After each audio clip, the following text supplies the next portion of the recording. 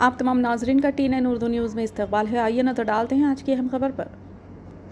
गैर जिम्मेदार अफराद की ईमा पर मुखालिफ मुस्लिम सरगर्मियों से दूर रहने NM श्रीनिवास रेड्डी MLA महबूब नगर को इंतबाह। सीनियर BRS कायद व सदर महबूब नगर मुस्लिम खबरस्तान कमेटी ख्वाजा फयाजुद्दीन अनवर पाशा की सहाफ़ती कॉन्फ्रेंस।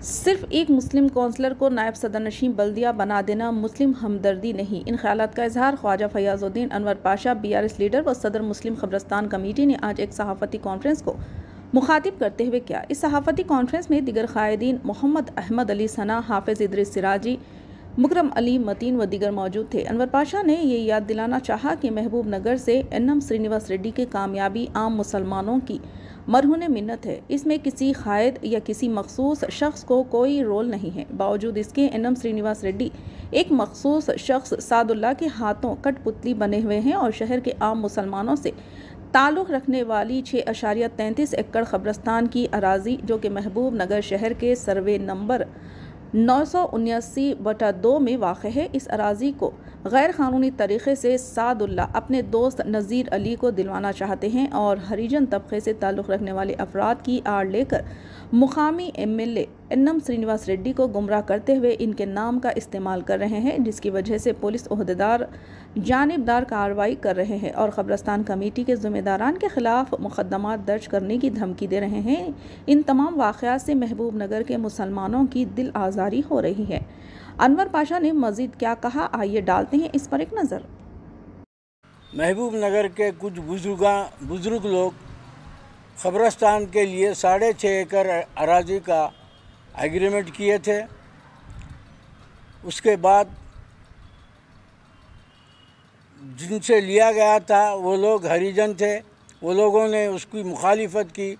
उसके बाद खबरस्तान कमेटी के लोग कोर्ट से रुजू हुए।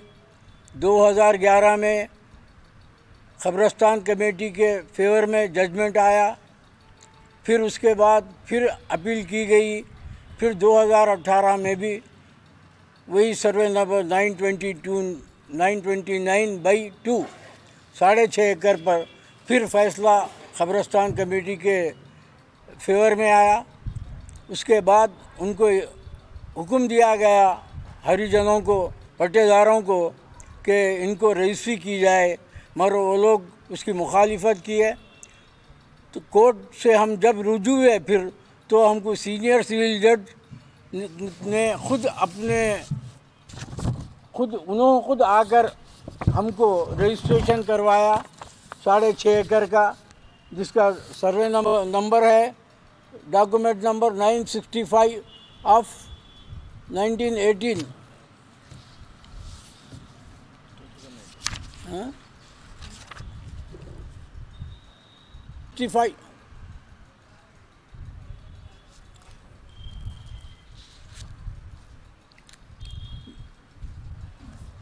ये रजिस्ट्रेशन सीनियर सिविल जज के ज़रिए कोर्ट को आकर खबरस्तान कमेटी के फेवर में किया गया। उसके बाद मुसलसिल हम लोग बराबर उस खबरस्तान की ज़मीन पर निगरानी कर रहे हैं। ये बीच में एक नज़ीरुद्दीन नामी शख्स कुछ हरिजनों को लेकर 2009 में रजिस्ट्रेशन करवा लेकर यह ज़मीन पर ओनर होने का दावा करते हुए हमेशा खबरस्तान की ज़मीन पर जाकर कड़ियाँ गाड़ना, उसको साफ़ सफाई करने की कोशिश की। हर हमेशा हमने उसके ख़िलाफ़ जाकर पुलिस में दरख्वास्त दी। कई मरतबा पुलिस में बैठक होने के बाद पुलिस ने उसको ये ताकीद कर दिया और गुज़िश्ता के DSP साहब यानी कि किशन साहब जो थे और हमारे गौर साहब CI थे, उनके पीरियड में ये डिसाइड किया गया कि जब तक आप ये डॉक्यूमेंट को चैलेंज नहीं करके लाएंगे, इसके ख़िलाफ़ में आप जजमेंट लाने के बाद वो ज़मीन पे जाना उनको ताकीद की गई। वो लोग उसको कबूल किए और 1 साल तक नहीं गए। फिर परसों 2024 में जनवरी के महीने में नज़ीरुद्दीन और चिन्नया नामी हरिजन उस ज़मीन पर जाकर कड़ियाँ गाड़ना साफ़ सफाई करने का काम किया। उसके ख़िलाफ़ हम पुलिस में दरख्वास्त दिए, ख़बरस्तान कमेटी, सुभानी पटेल और मैं as a president Khwaja Fayazuddin Anwar Pasha और सादतुल्लाह हुसैनी मजलिस के फ्लोर लीडर सब मिलकर जाकर ख़बरस्तान कमेटी की तरफ से दरख्वास्त दी गई, शिकायत की गई। एसआई साहब जाकर उसको रुकवा दिए।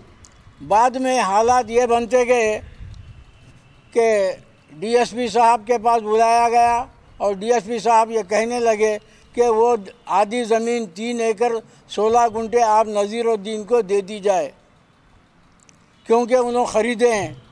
तो हमने उनसे मुतालबा किया कि बाज़ाब्ता ये हमारे कोई रजिस्ट्रेशन है, लिहाजा हम नहीं दे सकते और ये मुसलमानों की प्रॉपर्टी है। महबूब नगर के बुरे मुसलमान चंदा करके ये ज़मीन ख़रीदे। मगर डीएसपी साहब का ये कहना था कि ये सब मैं नहीं जानता, मैं नहीं मानता ये डॉक्यूमेंट को, आपको 3 एकड़ 16 गुंठे उनको दे देना पड़ेगा।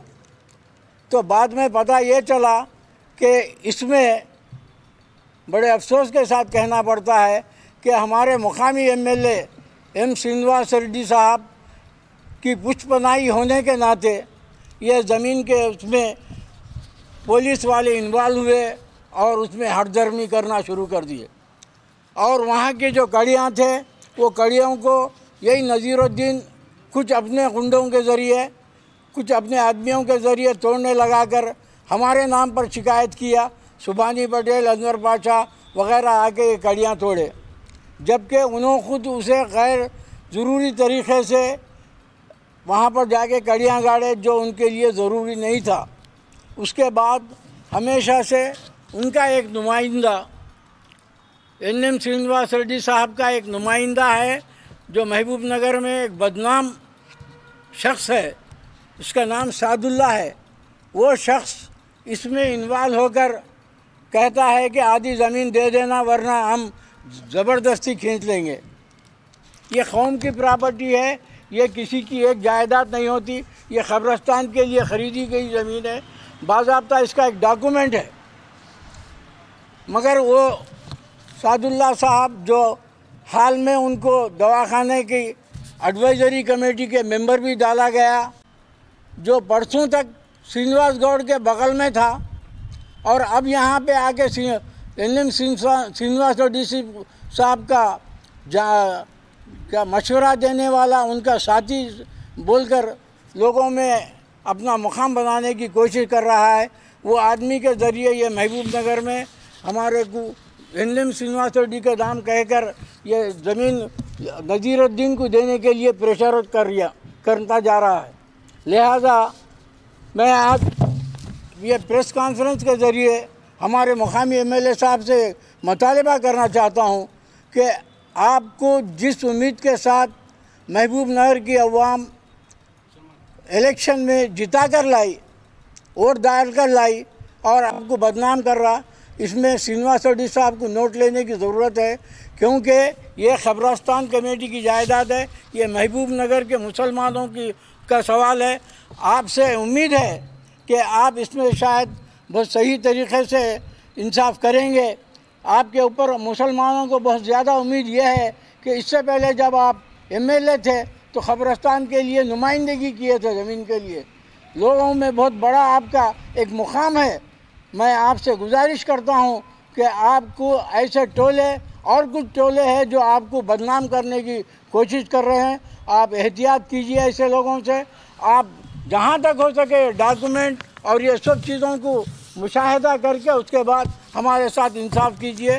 ये ख़बरस्तान कमेटी महबूब नगर की अवाम का मसला है, इसके लिए ज़रूरी है आपको, क्योंकि आपके ऊपर मुसलमानों की काफ़ी उम्मीदें हैं आपके ऊपर, क्योंकि आप एक ऐसे फ़र्ज़शनास शख्सियत है, आपके साथ इंसाफ का बहुत बड़ा तकाज़ा है। आपसे उम्मीद है कि आप है सो के जहाँ तक हो सके हम मुसलमानों का साथ, वरना महबूब नगर में जिस तरीक़े से आपको लोग पसंदीदा तरीक़े से वोट डालकर जिता कर लाए, आज वो लोग बहुत मायूसी के शिकार होते जा रहे हैं, क्योंकि ये टोले आपको बदनाम करने की तरफ काम कर रहे हैं। आने वाले दिनों में जो इलेक्शन आने वाले हैं, ऐसे इलेक्शन के वक्त बहुत बड़ा चैलेंज हो जाएगा आपके लिए, क्योंकि आप जिस उम्मीद से लोग आपके साथ रहना चाह रहे हैं उसको ये लोग है सो के दूर कर रहे हैं। लिहाजा मैं श्रीनिवास रेड्डी साहब से गुजारिश करूँगा कि आप मुसलमानों से जो वादा किए हैं, जैसा कि आप 6 गारंटी से हट के मैं एक गारंटी दे रहा हूँ, जो वादा किए हैं आज़ादी के साथ मुसलमान रह सकता, मगर हम लोग यहाँ के मुसलमान ख़ासकर बहुत परेशान हैं। लिहाजा आपको इसमें सोचने की सख्त ज़रूरत है, क्योंकि आपके बहुत सारों की उम्मीद थी। एक ज़माने से शिकायत थी कि गुज़िश्ता के माजी मिनिस्टर साहब हमारा मुस्लिम शादी खाने का घर जो गवर्नमेंट से 40 साल से हमारे कब्ज़े में था उसको बंद कर दिया गया था। आपसे मुतालबा किया गया, कई मरतबा नुमाइंदगी की गई, उसके बावजूद भी आज तक वो चीज़ बहाल नहीं हुई। और दूसरी चीज़, महबूब नगर के अवाम के लिए आपसे हमारा मुतालबा है कि शादी खाने के लिए जो DO ऑफिस की जगह की निशानदही की गई थी उसको जल्द शादी खाने के लिए अलॉट किया जाए, और बहुत सारे चीज़ें जो हजों का काम भी पेंडिंग में है उसको भी जल्दी कंप्लीट करने के लिए हम हमारे श्रीनिवास रेड्डी साहब से मुतालबा करते हैं और उम्मीद रखते हैं कि आप सेकुलर जहन से हमारा साथ देंगे।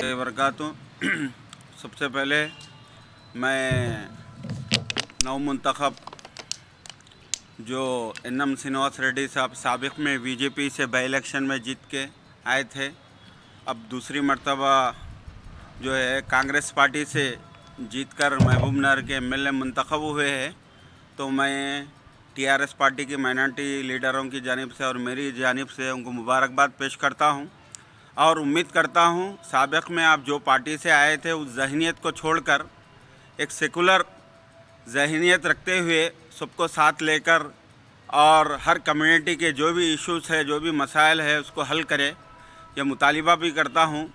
और आपके चंद ऐसे लोग जमा हो गए जो आपको मिसगाइड कर रहे हैं, जैसा कि हमारे सीनियर कायद अनवर पाशा साहब, जिनका नाम लेकर बाज़फ्ता कहे हैं, वो कल तक हमारे एक्स मिनिस्टर श्रीनिवास गौड़ साहब की गाड़ी में बैठकर हैदराबाद जा रहे थे, गले में फ़ोटो डाल के मैं मिनिस्टर श्रीनिवास गौड़ साहब का ख़ास आदमी हूँ बोल के घूम रहे थे, फिर रहे थे। वो 6 महीने पहले वैसे आदमी को आप जो है साथ में लेके फिर रहे हैं, और वो आदमी आपकी पार्टी का कड़वा भी नहीं डाला, आप वैसे आदमी को दवाखाने का जो है मेंबर बनाए।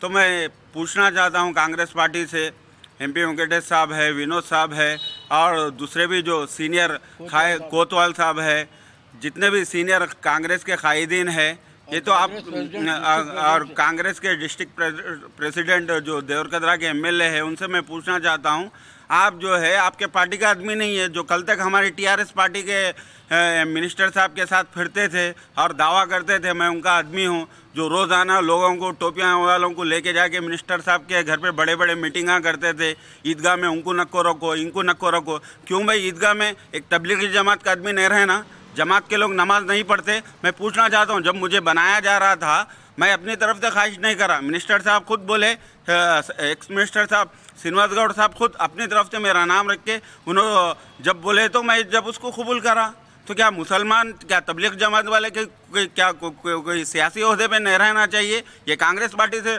पूछना चाहूँ। अगर आज भी गवर्नमेंट से आर्डर आया है तो हम जो है इस्तीफ़ा देने के लिए तैयार है। आज फिर वही इशू उठाया जा रहा, तो आप जो है कौम के नाम पे जो है मुसलमानों में फ़िरकावारियत पैदा कर रहे। इसी वजह से जो आज इक़्तिदार में जो है एक BJP की सरकार है, मुसलमान आपस में बटेंगे, आपस में लड़ेंगे, तो जो है फ़िरका वाराना जो है फ़िरका परस जमातें इक़्तिदार में आ रही, आपकी अक्ल मारेगी। आपको कब अक्ल आएंगी? आपको मैं पूछना चाह रहा हूँ, आपको कब अक्ल आएंगी? और NM श्रीनिवास रेड्डी साहब से मैं मुतालिबा करता हूँ, आप हकीकत में सेकुलर है तो वो फ़ौरन उस आदमी को दवाखाने के जो मेंबर बनाए है उस आदमी को जो है आप फ़ौरन बर्खास्त करें, और नहीं करेंगे तो हम TRS पार्टी की जानिब से बड़े पैमाने पर एहतजाज करेंगे उसके खिलाफ। जो आदमी बड़े बड़े दावे कर रहा और जो है गैर ज़रूरी आपका नाम लेके बोल रहा मैं उनका आदमी हूँ, मैं टिकट दिला के लाया, मैं जिता के लाया, क्या ये हकीकत है? एनएम श्रीनिवास रेड्डी साहब, आप इस 18,000 वोट मैं अकेला दलाया बोल के बोल रहे थे, जबकि एक एंटी इनकम्बेंसी का माहौल था। लोग तब्दीली चाह रहे थे। 10 साल जो है बीआरएस पार्टी हुकूमत में थी, मुसलमान भी और दूसरे अवाम भी जो है तब्दीली चाह रहे थे। आपको सब मिलकर और ख़ासतौर मुसलमान जो है एकजुट होकर आपको वोट डालने के बाद जो है आप ऐसे लोगों को साथ में लेके फिरेंगे तो इससे आपका नाम, आप एक नौजवान है, आपको और फ्यूचर है, आप और आपका सियासी मुस्तकबिल है, आप ऐसे लोगों को फ़ौरन अपने पास से दूर रखें और जो है इन लोगों को जो है ओहदों पर कोई ओहदा ना दे। अगर उनको ओहदा देना है तो पहले आप उनको अपने पार्टी का कंडवा डालो। आप कांग्रेस पार्टी के जो लोग हैं उनको तो आप कल हमने मीडिया के ज़रिए से देखा कि कांग्रेस पार्टी के कई सीनियर कायदीन जो है आपके ऑफिस में एहतजाज कर रहे हैं, नए नए लोगों को ज्वाइन कर रहे हैं। बाजुक में जो है जरचल्ला है, जरचल्ले के एमएलए साहब जो बहुत अच्छी बात बोले कि जो है ब्रोकर और जो ब्रोकर जो इख्तियार में रहते हर पार्टी में आते हैं, वैसे लोगों को आने नहीं देता बोले। आप उनकी मिसाल लो। आप कई को ज्वाइन कर रहे भाई, हमारी पार्टी के लोगों को लेके जाके चेयरमैन बना रहे हैं। कल तक जो सीना जिंदाबाद, श्रीनिवास गौड़ साहब जिंदाबाद, बीआरएस जिंदाबाद ऐसे नारे देते थे, वो आपको काम नहीं करे। आप वैसे लोगों को पार्टी में लेके जाके जो है ज्वाइन कर ले रहे। आप में दम है तो आप जितने भी आप हमारे बीआरएस पार्टी के जितने भी काउंसलर को आप जो है अपने पार्टी में लिए, उनको जो है दोबारा टिकट दे के बताओ। आपको मैं आपको चैलेंज कर रहा हूँ, आप उनको लोगों को दोबारा टिकट दे के बताओ। तो हमारा ये मुतालिबा है, हमारे जो इशू है ईदगाह के लिए जो साबिक में श्रीनिवास गौड़ साहब बीआरएस हुकूमत के जानिब से जो 50 लाख रुपए मंजूर किए गए थे उसको आप रिलीज़ कराएं। इसी तरह हमारे शादी खाने का इशू है, उसको भी जो है फ़ौरन डीओ ऑफिस जो हमारे मुस्लिम वफद जो है केटीआर साहब से इलेक्शन से पहले जाके नुमाइंदगी कर रहे थे, तो केटीआर साहब ने जो है ये तयक़ुन दिया था कि डीओ ऑफिस आपको दिया जाएगा।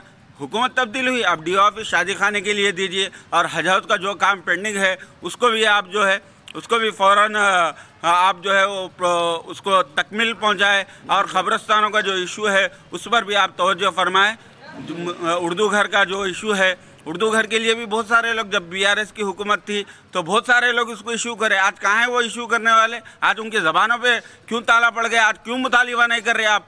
हाँ, क्या उर्दू घर क्या छोड़ दिया आप? उर्दू घर का भी इशू आप जो है उसको भी, उस मसले को भी हल करें। मैं मुतालिबा करता हूँ बीआरएस पार्टी की जानिब से, हम जो मुतालिबात कर रहे हैं आप जो है इस पर तवज्जो फरमाएं। अगर हमारे बातों को नहीं माने जाएगा तो हम बड़े पैमाने पे जो है बीआरएस पार्टी के मुस्लिम कायदीन जो है बड़े पैमाने पे एहतजाज करेंगे। शुक्रिया, खुदा हाफिज़।